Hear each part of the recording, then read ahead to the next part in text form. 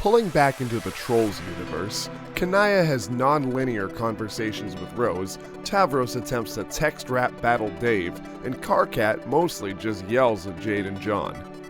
Terezi guides John to a return node, teleporting him back to his house, and helps him alchemize a rocket pack.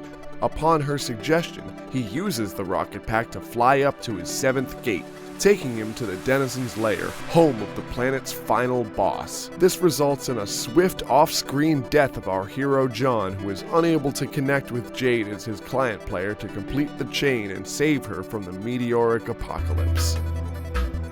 Dave and Rose spend the next 4 months in the game to learn as much as they possibly can before Dave uses his powers as the Knight of Time.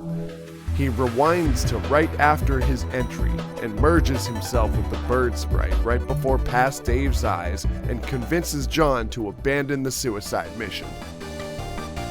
In the Kingdom of Darkness, a dispute over dress code causes a violent altercation between Jack and the Black Queen, resulting in the death of the latter thanks to the contents of the mysterious package.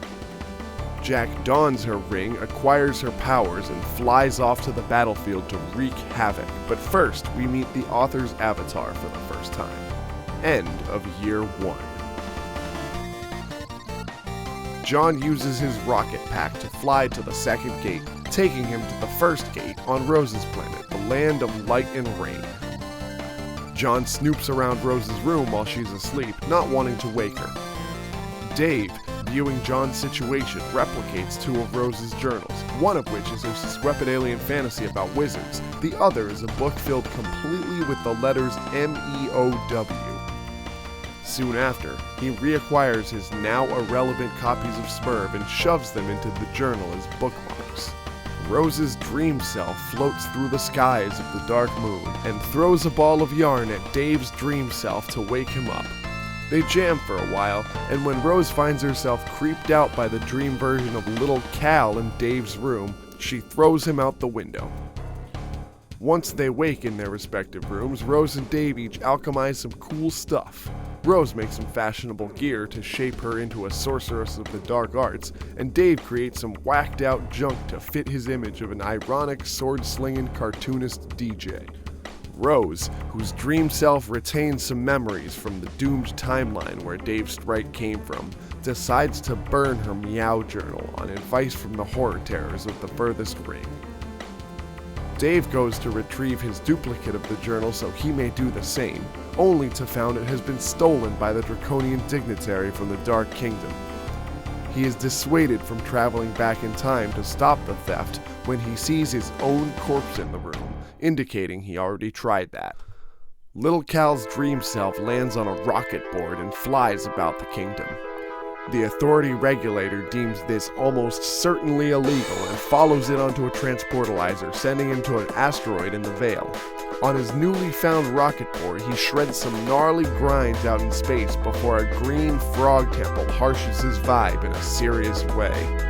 In fact, this is the frog temple that will become a part of Jade's home. Inside this frog temple, the authority regulator witnesses the draconian dignitary from his own kingdom dealing with ectobiology equipment, who is holding Rose's journals and Dave's game discs that are tucked inside. He discards the wizard fantasy in envelopes, the latter of which land in a time capsule to be sent to Earth 413 million years ago. Planting the Meow journal into a machine, they take a ghost image of the Colonel's dog from Earth circa 1910 and use that along with the code from the book to create an infant first guardian Becquerel to be sent back in time with the rest of the meteor. This ectobiological execution results in the machinery going haywire and overloading dramatastically, and the authority regulator decides to get the heck on out. John finds a cave on the land of light and rain which leads to Rose's mom's science lab, and from there finds a pad that teleports him to an asteroid in the Veil. He finds himself among all kinds of ectobiology equipment along with 8 key items, which consist of a set of pistols, a mutant kitten, a heavy joke book, a dirty hat, Rose's pony, Little Cal's dream self, and 2 of the same stuffed bunny from different points on the timeline. John does some ectobiology and creates infant versions of himself, his 3 friends, and their respective guardians. These 8 babies each latch onto an item and do baby things, while Karkat explains the purpose of it all, still feeling pretty contemptuous towards John at this point. On the battlefield, a black chess guy presented as a war-weary villain has taken up a pacifistic life of farming, but finds his crops burned and destroyed in the midst of combat. Frustrated, he organizes a rebellion against the kings, bringing together soldiers from both sides. Meanwhile, the parcel mistress seeks out the White King, and when she explains the situation, he hands her his scepter. However, the Dark Kingdom's hegemonic brute has been stalking her and thwomps her, causing her to lose the scepter that the courtyard droll then recovers. The war-weary villain and his united militia confront the Black King, but just as an exchange between the two men is about to take place, Jack Noir swoops in with his sword crow wings and beheads the Black King and steals his scepter. He then massacres the militia, leaving only the villain alive, and uses the Queen's Ring to attack the battlefield with tentacles of red light. The courtyard droll brings Jack the White King's scepter, who then initiates the reckoning and flies to the Light Kingdom to do more damage. He cuts the chain connecting the moon, sending it hurtling towards the battlefield. In an attempt to save the sleeping Dream John, Dream Jade flies towards the falling moon, grabbing him and throwing him out of the way before it crashes into the battlefield, killing her and leaving a huge crater. This leaves the White Queen's ring in Dream John's possession for when he wakes up. In the Veil, the ectobabies and their respective key items are each teleported to a different meteor to be sent to a different time and place on Earth. John takes a nap.